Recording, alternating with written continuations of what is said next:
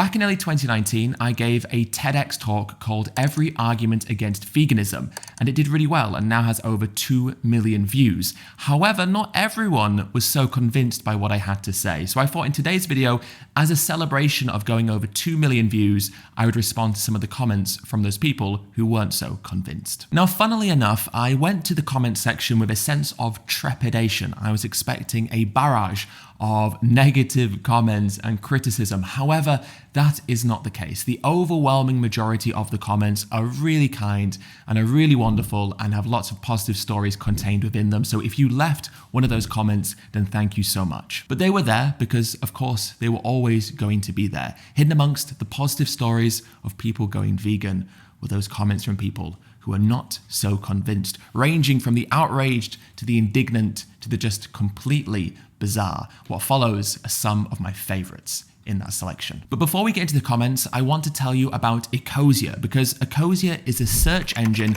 that plants trees by using the revenue they gain from search ads. They create simple ways for people to be climate active every single day. And to date, they've planted over 150 million trees and have over 20 million active users. They've just launched a new content campaign where they are reaffirming their pledge to protect the planet, and they will also be sharing statements from content creators and activists to generate a global conversation about what it takes to protect our planet and why this commitment is more important now than ever before. They've also asked me to reaffirm my commitment by stating what it means to me to go all in for the planet. And simply put, going all in for the planet means eating a plant-based diet and advocating the merits and benefits of doing so that others also do the same. So make sure you go check out Ecosia and their new campaign, and thank you to Ecosia for inviting me to be a part of it. Okay, so let's get back to the video, and just a little disclaimer, you will be bewildered. So the first comment is, it took him so little time to tell us that he is vegan. Now, the reason I included this one is because I need your opinions. Is this a joke or is it not? Because on the one hand, I can absolutely see this being an incredibly witty comment from a vegan. But also on the other hand, it would not surprise me at all if this wasn't a witty comment and this was just a straight deadpan comment from a non-vegan, which if it is absolutely amazing, isn't it? I know as vegans, we always get criticized for having to tell people that we are vegan, but I was actually invited to talk about veganism as part of this TEDx event. And I can't even get a break in that scenario, can I? Even when you're invited to talk about veganism and they say, please come and actually talk to us about veganism, you still get accused of having to tell everyone that you're vegan. Okay, so this is the next comment, and brace yourself. This is honestly, it's an absolute peach. I love it so much. My son is a doctor in general practice who has seen thousands of patients during his career, thousands. He tells me with certainty that he has never seen a vegan or vegetarian patient over the age of 75. Other colleagues of his make the same statement. Food for thought, all of you vegans out there. Now, straight off the bat, one of the best things about this comment is how what they're trying to say is that because this person has never seen any vegans or vegetarians over the age of 75, that means that when vegans and vegetarians get to 74, they just drop off dead. You know, the protein deficiency just kicks in at 74 and they can't make it to 75 because this person has never seen any vegans or vegetarians in their GP practice before. Isn't that just amazing? The idea that we can't live to 75, but even better than that is what they're actually saying doesn't even make sense with the argument they're trying to make. Think about it this way. The conclusion isn't that they're all dying. The conclusion should be that they're not getting ill enough to go and see a GP or a doctor. The only patients I keep seeing who are complaining of having angina are all meat eaters. I guess this means the vegans must already all be dead. All the other doctors in the GP are like, yeah, that's a really good point. That's so strange when you think about it. We spend all day dealing with sick and ill people and they're never vegan. How weird is that? And even though we should take anecdotal evidence with a grain of salt, what would be more concerning was if the comment said, my son is a GP and all day, every day, he only deals with vegans. In fact, he's dealt with thousands of patients and they're only ever vegan. Now that would be concerning. The fact that your GP son has never had a patient over 75 who is vegan doesn't make me concerned. If anything, it makes me feel so much better. So the next comment is, it's called Every Argument Against Veganism, but what about the argument of not accepting morals? Of course, my bad. How did I overlook that? I can't believe I didn't include a rebuttal to the argument of, what if I'm a sociopath who has an inability to empathize with the suffering and well-being of others. How foolish and short-sighted of me. Now, hopefully it should be relatively obvious why we should live with a sense of morals and an understanding of why the subjective experiences and well-being of others is important. I mean, surely you wouldn't apply that same logic if someone was trying to hurt you. What if someone was trying to hurt you and then you said, hang on a minute, don't do that, I don't want you to. And they said, yeah, but what about the argument that I don't accept morals? What would we do then? Imagine a world where this type of logic was actually thoroughly applied, where it was consistently and logically applied. That's a world without any judicial system, a world without any rights or wrongs, where anyone can do anything, and that's absolutely fine as long as they say that they don't live with any morals. Now that's a pretty frightening world, and a world that not even you yourself would want to live in. Imagine if this comment was on a video called "Every Argument Against Abusing Children," and the same person goes, but hang on a minute, what about the argument of not accepting morals? So the next comment is, didn't address the biggest claim. Humans are superior to other animals, and therefore what we do to them is our choice. How silly of me. However, all humans are equal, and treating humans improperly is a bigger deal. Now, the problem with this logic, and I hear this logic a lot, is not only is it incorrect, but the logical conclusion is that we can do anything that we want to an animal. Absolutely anything. Not just kill them for food, but we could rape them, we could burn them alive, we could stab them and mutilate them like we already do. We could do anything we want to animals, and that's absolutely fine because we're superior to them, and so it's our choice.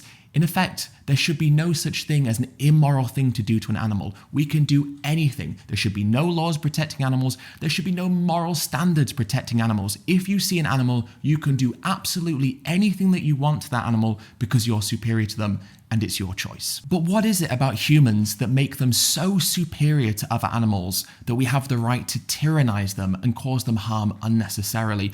And beyond that, let's stop viewing humans as an abstraction. What is it about an individual? What is it about this particular individual who's commented this that makes them so special that all other animals in the world deserve to be subjugated and used as this person sees fit? It certainly isn't based on any merit or achievement, because it's not remarkable to be born into a body that you didn't choose to be born into. So simply being a human in and of itself is not a justifiable reason to do whatever you want to other species. So often when people make this type of argument, it normally comes down to the fact that humans are more intelligent. But is that really the way that we create our morals? Is it okay to do whatever we want to someone else as long as they're less intelligent than we are? Those aren't the moral standards that we live by, and they're certainly not the moral standards that we should live by. And so even if non-human animals are less cognitively advanced than we are, that doesn't mean that we have the right to arbitrarily tyrannize and use them as we please. Because after all, in truth, the reason why we as humans have moral consideration and why it's wrong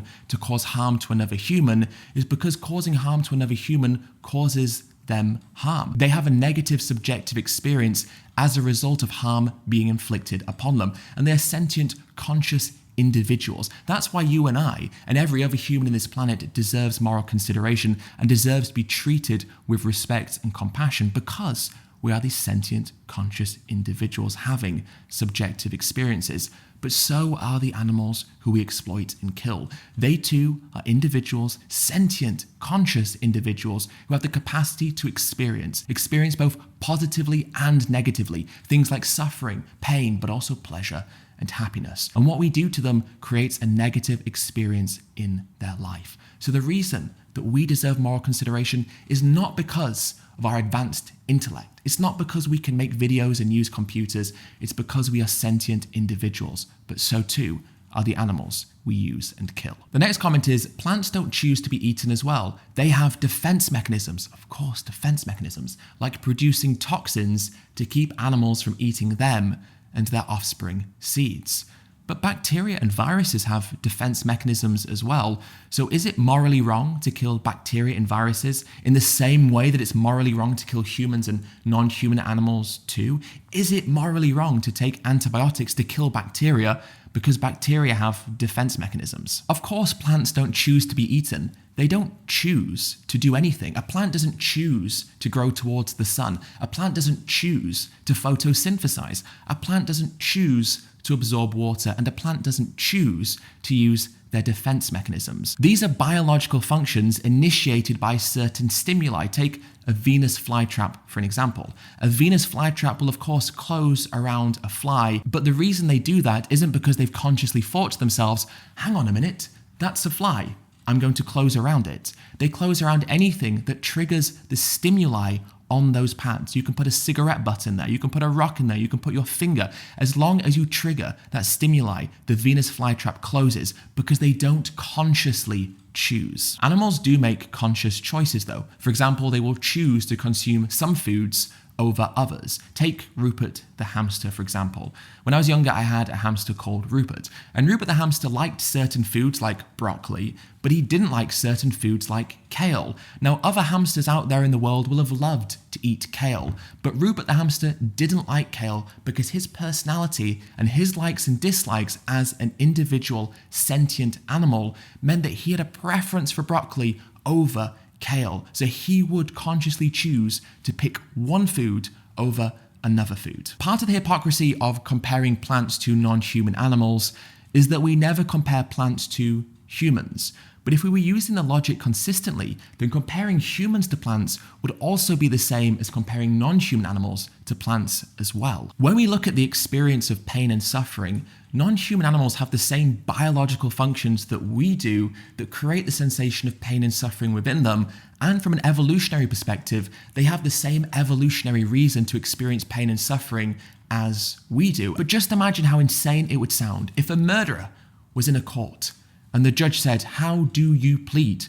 And the murderer said, "Well, judge, what about your front lawn?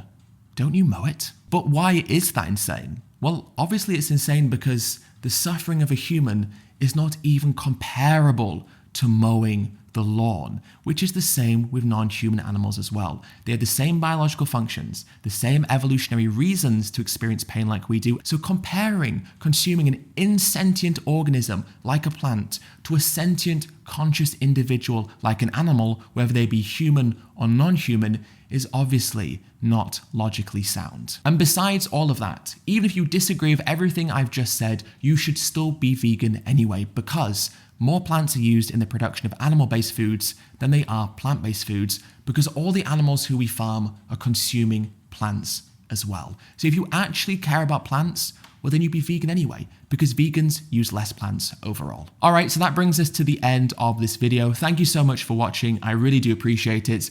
Let me know down below in the comments what you thought of the comments that I responded to. Some of them are particularly astonishing. My favorite is that GP practitioner one. I love it on so many levels, but let me know down below what your favorite comment is. All right, guys, thank you for watching. I really do appreciate it, and I will see you all in the next video.